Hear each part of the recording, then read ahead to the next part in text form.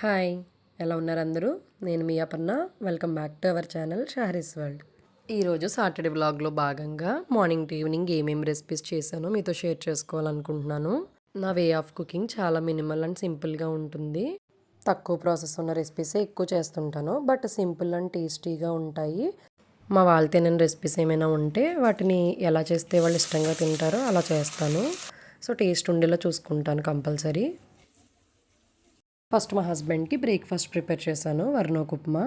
So ఇందులో potatoes వేసుకుంటే చాలా బాగుంటాయి అన్నమాట. ఫస్ట్ పోపుతో పాటు పొటాటోస్ కూడా వేసేసి కొద్దిగా మెత్తగా ఉడికాక అప్పుడు ఆనియన్, పచ్చిమిర్చి, కరివేపాకు వేసుకోవాలి. అది వేగేలోపు వర్నోక కొలిచి పెట్టేసుకున్నాను. మమ్మీ పంపిస్తారు నాకు వర్నోక. సో అది కొలిచి పక్కన పెట్టేసుకున్నాను. ఇప్పుడు పోపు వేగిపోయిన తర్వాత అందులోనే ఒక కప్కి 2 కప్స్ వాటర్ పోసుకొని ఇంకొంచెం వాటర్ యాడ్ చేసుకోండి. కొద్దిగా మెత్తగా ఉంటుంది ఉప్మా. వర్నోక ఉప్మా యూజువల్లీ కొంచెం గట్టిగా రవ్వ రవ్వలా ఉంటుంది కదా. సో మనం 2 గ్లాసెస్ వాటర్కి ఇంకొంచెం ఎక్కువ వేసుకుంటే కొద్దిగా మెత్తగా ఉంటుందన్నమాట. సో వాటర్ మరిగిపోయిన తర్వాత కొంచెం సాల్ట్ అడ్జస్ట్ చేసేసుకుని మనం రవ్వ వేసేసుకోవాలి. తర్వాత కొద్దిగా ఆయిల్ వేయండి. ఒక 1.5 స్పూన్ ఆయిల్ వేస్తే మనకు రవ్వ ఎక్కడ అంటుకోకుండా పొడి పొడిలాడుతూ వస్తుందన్నమాట. బాగుంటుంది ఉప్మా. సో లిడ్ క్లోజ్ చేసేసుకుని సిమ్లో పెట్టేసుకోవాలి. చూడండి, ఉప్మా రెడీ అయిపోయింది. చాలామంది ఉప్మాని చైల్డ్హుడ్లో చాలా ఇష్టంగా తినేవారు కదా. నేనైతే చాలా ఇష్టంగా తినేదాన్ని. ఒక్కొక్కసారి లంచ్కి కూడా ఇదే పెట్టేయమనేదాన్ని మా మమ్మీని. సో ఇప్పుడు దీన్ని ఒకసారి తిప్పేసుకొని ప్లేట్లోకి సర్వ్ చేసేసుకున్నాను. పిల్లలు హాలిడే కదా, వాళ్ళు లేచిన తర్వాత వాళ్ళ కోసం అని చెప్పి సేమియా కీర్ ప్రిపేర్ చేశాను. ఇది కూడా చాలా టేస్టీగా వచ్చిందండి. పాలు మరిగిపోయిన తర్వాత ఒక గంట ముందే నేను సగ్గుబియ్యం నానబెట్టి పెట్టుకున్నాను, అవి వేసేసాను. సగ్గుబియ్యం ఉడికేలోపు పక్కన ప్యారలల్గా జీడిపప్పు, సేమియా వేపేసుకున్నాను. ఒకసారి చూడండి, కొద్దిగా గీ వేసుకుని అందులో గుప్పెడు జీడిపప్పు వేసుకుని అవి కొద్దిగా వేగిన తర్వాత సేమియా వేయండి. సేమియా కూడా చాలా తక్కువ వేయండి, సగ్గుబియ్యం ఎక్కువ ఉండాలి. అవి కూడా వేగుతున్నాయి చూడండి. సో ఇక్కడ మనం సేమియా వేగిందాన్ని బట్టి మనకి కీర్ కూడా చాలా టేస్టీగా వస్తుంది.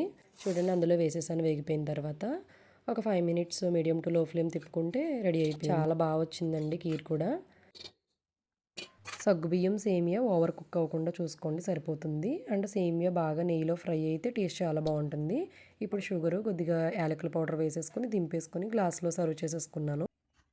మిగిలింది రిఫ్రిజిరేటర్లో పెట్టేశాను. ఈవినింగ్ స్నాక్కి కూల్గా ఉంటుంది. నెక్స్ట్ 11 అయ్యే వరకు పిల్లలతో టైం స్పెండ్ చేసి 11కి కుకింగ్ స్టార్ట్ చేశాను. సో ఈరోజు లంచ్కి వచ్చేసి వంకాయ మసాలా కర్రీ అండ్ అలాగే పచ్చి పులుసు. వంకాయ అనగానే పిల్లలు హేట్ చేస్తారు కదా. సో ఈ వేలో చేసి పెట్టండి, ఈజీగా తింటారు.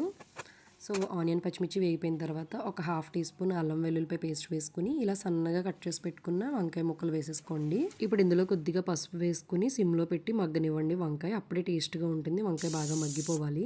ఆ తర్వాత కొద్దిగా కారం, రుచికి తగినంత ఉప్పు, అలాగే ఒక స్పూన్ గరం మసాలా వేసుకుని అవి కూడా కొద్దిగా ఆయిల్ తేలే వరకు ఫ్రై చేసుకోండి సిమ్లో పెట్టుకుని. అప్పుడు జస్ట్ ఒక 1 గ్లాస్, చిన్న గ్లాస్తో 1 గ్లాస్ వాటర్ వేసేసుకుని కుక్కర్ విజిల్ పెట్టుకుని సిమ్లో 1 or 2 విజిల్స్ వేయించుకోండి. టైం లేకపోతే మీడియం ఫ్లేమ్లో 3 విజిల్స్ వేయించుకుని విజిల్ తీసేసాక సిమ్లో ఒక 5 మినిట్స్ తిప్పుకొని ఆయిల్ తేలేక కట్టేసుకోవడమే. నెక్స్ట్ పచ్చిపులుసు కోసం ఒక స్పూన్ గీ వేసుకోండి. అందులోనే పచ్చిమిర్చి వేసి వేగిన తర్వాత వంకాయ, టమాటా వేసుకుని మగ్గబెట్టుకోండి. అవి మగ్గేలోపు చింతపండు పులుసు రెడీ చేసుకుందాం. ముందుగా చింతపండు నానబెట్టుకున్నాను. సో ఆ జ్యూస్ ఒక బౌల్లో వేసేసుకుని అందులోనే బెల్లం పౌడర్ వేసుకున్నాను. మీకు సరిపడినంత వేసుకోండి. నాకు బెల్లం గట్టిగా మిక్సీ పట్టుకుని వేసుకున్నాను. నెక్స్ట్ అందులోనే రుచికి తగినంత సాల్ట్ వేసుకోండి. ఇప్పుడు టమాటా, వంకాయ, పచ్చిమిరపకాయ 3 పేస్ట్ చేసేసుకుని ఆ వాటర్లో వేసేసి ఒకసారి విస్కర్ ఉంటే విస్కర్తో తిప్పేసుకోండి, లేదా హ్యాండ్తో తిప్పేసుకోవచ్చు. అన్నీ బాగా తిప్పుకున్న తర్వాత ఒకసారి టేస్ట్ చెక్ చేసుకోండి. పులుపు, ఉప్పు, తీపి ఈ 3 కూడా ఈక్వల్ క్వాంటిటీస్లో ఉంటే టేస్ట్ చాలా బాగుంటుంది. ఇప్పుడు కొద్దిగా పుల్లగా ఉంటే అది కొంచెం ఊరిన తర్వాత టేస్ట్ ఇంకా చాలా బాగుంటుందన్నమాట. తర్వాత ఆనియన్స్ చిన్న చిన్న ముక్కలు కట్ చేసుకొని బాగా నలిపేసుకొని వేసుకోండి. ఇది ఒక 2 అవర్స్ పక్కన పెట్టేసి ఫ్రిడ్జ్లో పెట్టుకొని తింటే చాలా టేస్టీగా ఉంటుంది. అసలు ఈ పచ్చిపులుసుని మిస్ అవ్వలేము. సో వంకాయ కర్రీ కూడా రెడీ అయిపోయింది. మా పిల్లలు అయితే చాలా ఇష్టంగా తిన్నారండి. పచ్చిపులుసు అయితే 1-2 సార్లు వేసుకున్నారు. కర్రీ కూడా చాలా టేస్టీగా వచ్చింది. సో ఇంగ్రీడియంట్స్ కరెక్ట్గా వేసి చేయాల్సిన విధంగా కుక్ చేస్తే చాలా టేస్టీగా వస్తాయి. లంచ్ అయిపోయాక కొంత టైం రెస్ట్ తీసుకున్నాం అనమాట. 4:30 అలా లేచాను. ఈవినింగ్ పిండి రుబ్బుదామని చెప్పి పప్పు నానబెట్టాను అనమాట, ఇడ్లీకి, దోశలకు కూడా. సో ఇలా చేసుకుంటే వీక్ అంతా ఏ టెన్షన్ లేకుండా టిఫిన్కి రెడీ అయిపోతుంది. పప్పు కడిగి పెట్టేసి గ్రైండర్లో వేసేసుకున్నాను ఇడ్లీకి. నెక్స్ట్ రిమైనింగ్ పప్పు దోశలకి వేసాను అనమాట. అది కూడా కడిగి పక్కన పెట్టేసి మిక్సీ వేసేసుకున్నాను. ఇప్పుడు ఇందులో కొద్దిగా ఒక స్పూన్ రైస్, ఒక 2 స్పూన్స్ మైదా వేసుకుంటే క్రిస్పీగా వస్తాయి దోసలు.